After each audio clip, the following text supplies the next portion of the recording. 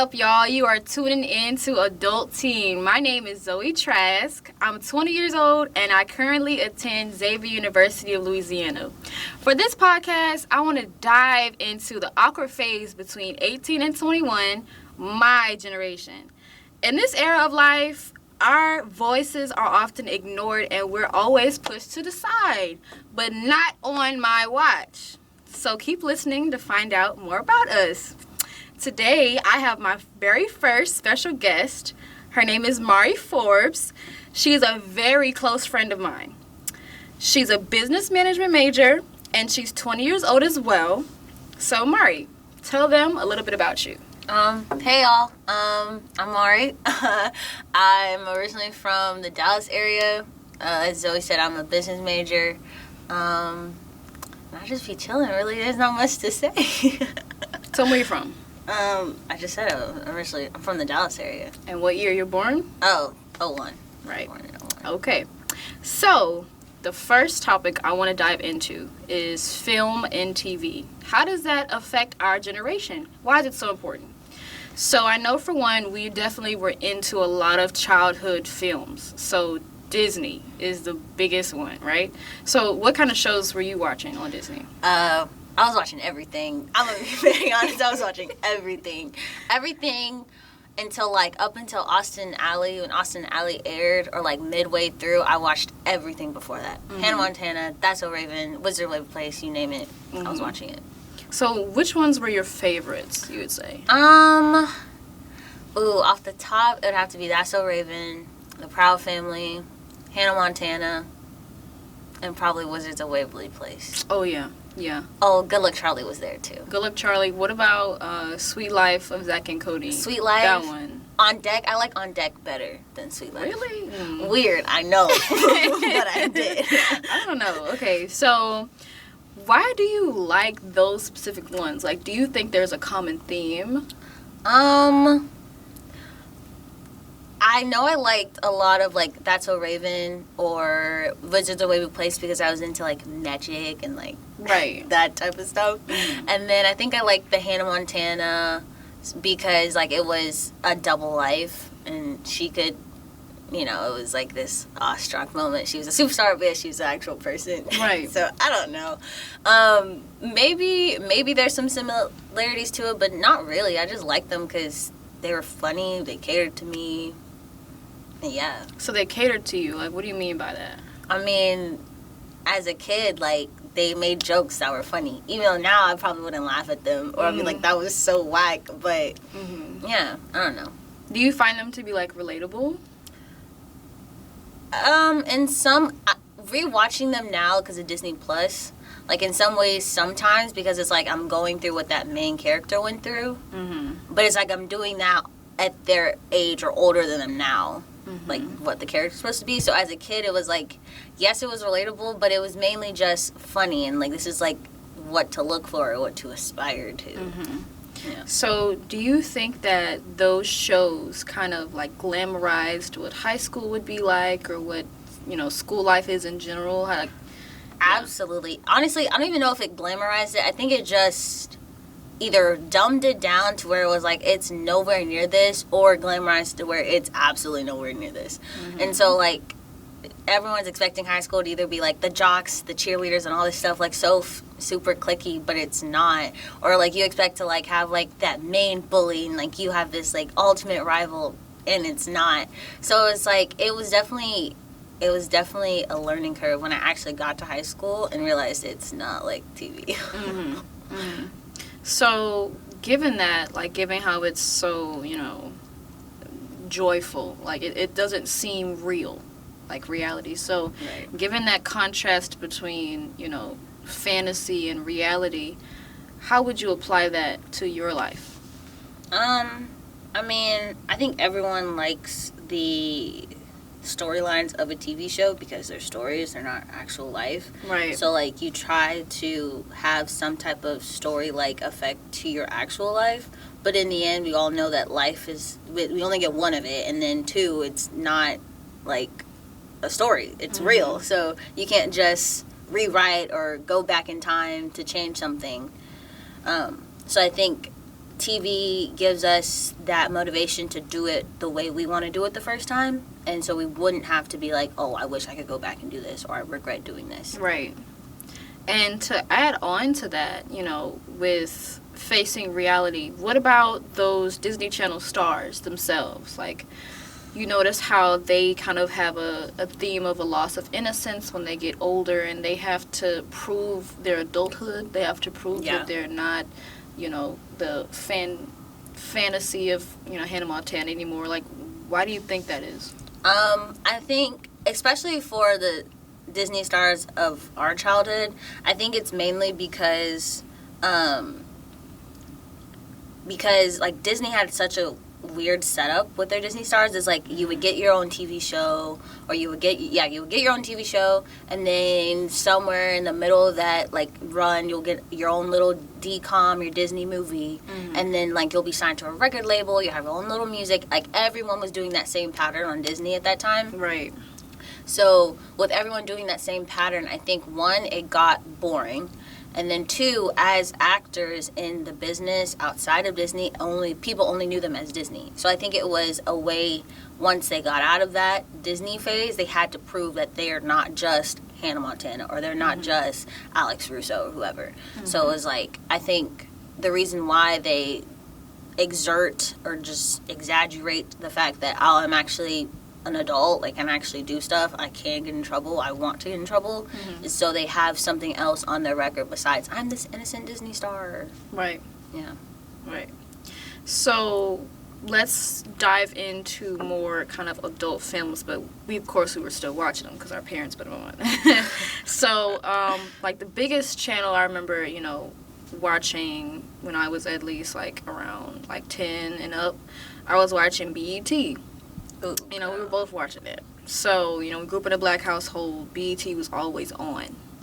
And so I kind of think about, you know, black versus white stereotypes. Not just BET, but also MTV. And so, of course, like, we can get into, like, you know, Tyler Perry movies.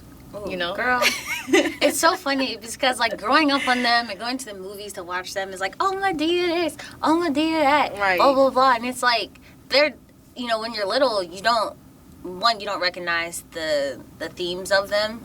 And then two, you just want to laugh because, one, they're probably cursing, two, it's an older lady, she funny. Right. Like, you know, and just the stereotypes and what we think is supposed to happen in our households or what we think happens in other people's households. But, like, talking about them in particular, I think Tyler, one, first of all, he's, honestly, give him props because not many people can do what he does. But at the same time, I feel like, at least looking at it now and comparing to his stuff now, I think he's stuck in a rut, like, and stuck in this box of writing that, like, he could branch out of, because he's always giving mad black woman, or he's always giving sad black woman, or I'm getting a divorce, my husband's beating me, something to and do with trauma. then Medea is supposed to be the token, I'm gonna therapeutic people, I'm the grandma or the take care like of, the mammy gone bad. Yeah, the mammy gone bad, pretty much. And it's like, and then, but she still has that grit to her and that scariness to her to give her that other edge on the outside world. So what do you think that like shows about, like, how do you think that influences black women? I don't think it influenced all black women. I think it influenced gullible black women, or black women that are more so sustainable, or they see that more often in their lives than others. Because, like, for me personally, I grew up in the suburbs, so I didn't see as much of those topics that he was talking about. Of course, I knew about them, and I knew that they were there, but in my day-to-day life, that wasn't what I saw. That wasn't my household. So I think with the women that are in that, or children that grow up in those environments, I think to them it's like, well, if this is being put on TV and this is being put on movies and blockbusters and plays, it's like, well, then it's acceptable. Right. But also I think there's also a way where people, they look at that and it's like, okay, this is a reflection of my life, so how can I be different from that reflection? I think that's another thing that people take from that. And, you know, what is up with the Section 8? Are we all poor? Everyone's in poverty all of a sudden. Like, all black people poor. I guess so. We all live in rundown houses. Right. It's always a show where we always have to struggle to get out of the hood. It's always you get out of the hood? Something. Or you get out of the hood and then the people still in the hood don't mess with you no more because you're out. Right. You get stuck in a drug something pen or something like that. Why is that always put on black people? It's just like, how are we supposed to represent ourselves in the best of our ability if our own directors, our own people are putting us in that box? Right. So I think that's and them themselves are not even in that own box. Right. Makes sense. And I mean, like, of course he has this whole story, like, you grew up with a single mom, blah, blah, blah. And, like, that's cool. Like, if you want to take inspiration from your real life, fine, not all do of that. Us grew up with single moms, but you can have some differences. And his new stuff, like his TV shows now, are awful. I'm sorry. They are so bad. Yeah, nobody watches those. So, so how do you think those that outside of our race, that are, not black, how does, Tyler Perry movies influence them? I think when we talk about when they watch Madea movies, first of all, I thought it was so weird when I was little why white people would watch Madea movies. Like, that's not for y'all. Like, why are you watching this? You can't relate to this. But when they do watch it, or when just outside races in general watch them, I think it fuels the stereotype they've already placed on us, and like the hierarchy of where we are in the economic scale and everything, and social class. And I think it kind of gives them validation to continue these stereotypes, to keep believing in them, and also to like try not to change them or believe in changing them. So yeah. Okay. Let's flip that and let's go into MTV and how there's a lot of, white girl high school stereotypes. So, for example, we used to watch Mean Girls. We used to watch Twilight. We used to watch, like, Teen Mom. On top of that, there were the black stereotypes within MTV. So, the Bad Girls Club and, like, the Flavor of Love. Wow, so, given that MTV kind of has a diverse stereotype thing going on, how do you think that influenced our generation? I think starting with Teen Mom, which I didn't really think about this till just now, but starting with Teen Mom, so, like, if we talk about, like, our older siblings or something like that, like the 90s, actual, like, early 90s babies, like, Teen Mom was their age group, right? So we were watching it, and we were watching it younger, and so we were like, we obviously don't want to be on Teen Mom, one, because it's a bad show, and two, why? So I think as of now, looking at it now that we're older and we're in that Teen Mom age range, most of us don't have children right now, opposed to those that were older than us. So I think one, Teen Mom weirdly taught us not to get pregnant at 16. And then two, I think Teen Mom kind of innocized, or not, I don't even know if that's a word, but like made the white girls who did get pregnant young, like, overly innocent. And like, yeah, they would have arguments with their baby daddy, and yeah, they'll have arguments with their families, but like, it was nothing near to the arguments they would show between black individuals or black women or black families. So I think in that case, it furthered the stereotypes that white women are innocent, black women are angry and not, like, you know what I'm saying, or overly sexualized and stuff. When you think of either like the Flavor of Love, Flavor Flav in them, or Bad Girls Club, is like most of those women were minorities, were black, and then two, what were they wearing? Because you could see everything, possibly. And it's like that, yeah, but it wasn't really about that. Well, it was because they were hypersexualizing them always. But then it's always showing that black women were just aggressive all the time. That's all it was. Always getting into fights. And so to see how, like, Teen Mom is a little different. It's interesting to see how they're able to, bring, like, sympathy and pity for those girls who are teen moms when it's not even as common to see teen moms that are white compared to minorities. Yeah. And so it was also interesting to see a hierarchy, per se, of white privilege, and to see that the teen moms were treated as the bottom of the pyramid. Right. They were the quote-unquote white trash. Right. So it was like they were making fun of themselves, but also still exploiting their privilege over minorities. Yeah, definitely. But, yeah, it's just weird in the end. Mm-hmm. So, given all of this information about TV and film, why do you think this matters for our generation? I think with us, because we're such a weird generation, honestly. We are. Like, we are technically Gen Z or whatever. Yeah. Or something like that. But it's like at least in my circumstance, I'm the youngest of 3. And my sister was born in the 80s. My brother was born in the 90s. So I have a lot of, and then my parents are older. So I have a lot of influences from older generations.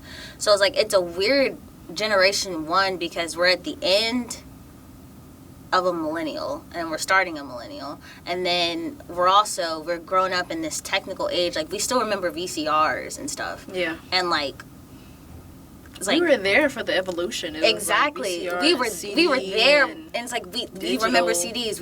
I remember having a CD player. I remember when MP3 like really became like a thing. Like, when my brother first burned songs on my iPod Nano. Mm-hmm. So it's just like, from like, we're literally that generation that grew up with everything that people have now. So I think what's really weird and what's also really important is that we continue to have like backups to our childhood and throwbacks to our childhood, but as well as we continue to move forward from that. Because, I mean, also, I think that's the big idea. It's right. like, we have the ability to go back and look what we want, better than any other generation. And because we're able to go back and look what we've done, we're able to analyze what we've done and then grow from it. Yeah. And same thing like with TV, like with all the 90s sitcoms and just like all the streaming platforms, like uploading the old shows to like now, and us watching them now. First, you're watching them in a totally different light, because not only are we in college, we're young adults, we're young women, like, we have shit going on basically. So it's like the shit that they're talking about we can relate to. And so watching them now, but one, we can relate to them, and two, we can also see how different the world was then and pop culture then than it is now. And I think another thing, how film and TV shows us the reflection of our world and what is going on in the moment. So I think in circumstances where you can go back and watch old shows and just watch old sitcoms, whatever, it's like you can reflect on where the world was and be thankful of how much we've grown from then, but know that we still have a lot more growth to do. Yeah. So, I don't know.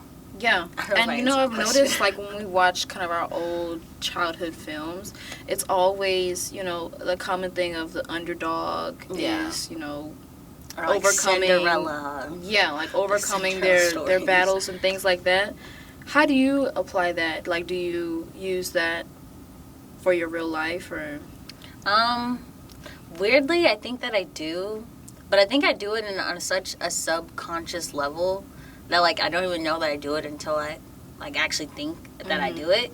So, like, one of my favorite things when I was little was, like, Cinderella stories or, like, the Cinderella movies and all that.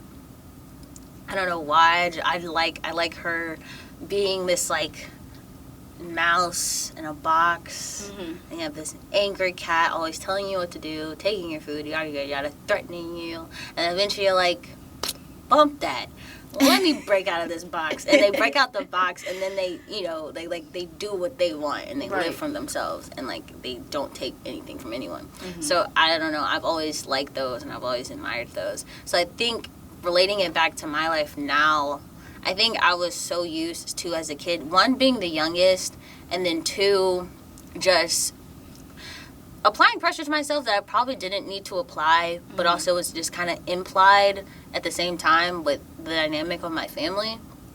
So it's like I've I don't know. I don't know if I necessarily felt like I was in a box for so long, but now I'm starting to get out that box, and it's like I'm not living for the cat anymore. I'm not living for nobody else anymore. Right. I'm living for myself. And so, like, I don't know. I think some of the themes growing up, it's like you can't, like, in the end, it's going to be your life. You live it. It's nobody else's. Everyone else has already lived their life. Your parents have already lived their life.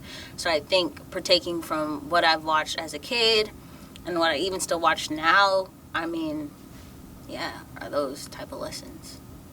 So, looking back on it, do you think that those shows, you know, influenced you more positively or negatively? I think positively. I mean, to be honest, when I was a kid, I didn't watch stupid shows. I'm gonna be very honest. I didn't watch a lot of cartoons. I didn't watch a lot of things that were like obviously very much super duper catered to children. Mm-hmm. Because one, I didn't think that they were funny. I didn't find the humor in that. I don't know why I didn't. I just didn't. And then two, I think that I've learned, or I've realized after every episode, because every episode had a lesson. I mean, it's Disney. Every episode had some type of lesson. Mm-hmm. So, like, at the end of every episode, I realized not only what the character has done, but what I could do in that situation and how I could fix that. And maybe possibly have used that in my everyday life as a kid and just, like, growing up. But I think overall it affected me positively. I mean, there's a few things that probably did affect me negatively at one point, but I mean, it doesn't now, so, yeah. Mm-hmm. But I can definitely say that we're grateful for having those shows, though. Yeah. Because they really do help influence how we are now. Yeah. And help us grow. So. Yeah. Well, this was a really good discussion, Mari. Thank you fun. for joining me. And No this is the problem. podcast Adulteen. It's episode 1. Thank you guys for listening. Thank you for tuning in. See you later. Bye. Peace out.